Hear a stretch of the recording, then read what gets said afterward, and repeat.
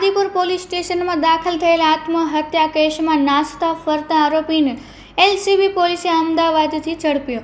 દીપેશ ત્રિપાઠી આત્મહત્યા કેસમાં પોલીસ તપાસ દરમિયાન વધુ એક મહત્વપૂર્ણ ધરપકડ કરવામાં આવી છે। પૂર્વ કચ્છ એલસીબીના પીઆઈ જે.એમ. વાળા, પીએસઆઈ ડીજી પટેલ તથા એલસીબી સ્ટાફની ટીમે વ્યાજખોર તરીકે ઓળખાતા દર્શન બળવંત ઠક્કરને અમદાવાદમાંથી ઝડપી પાડ્યો છે। પોલીસ દ્વારા કેસની તપાસ આગળ વધારતા અલગ અલગ સ્થળોએ કાર્યવાહી કરવામાં આવી રહી છે। આ કેસમાં અત્યાર સુધી પોલીસે એક મહિલા સહિત કુલ 3 આરોપીઓની ધરપકડ કરી છે। પોલીસ અધિકારીઓના જણાવ્યા મુજબ કેસમાં સંડોવાયેલા અન્ય લોકોની શોધખોળ પણ ચાલુ છે અને પુરાવાના આધારે આગળની કાનૂની કાર્યવાહી હાથ ધરવામાં આવી રહી છે। પોલીસે સમગ્ર મામલે વધુ તપાસ યથાવત રાખી છે।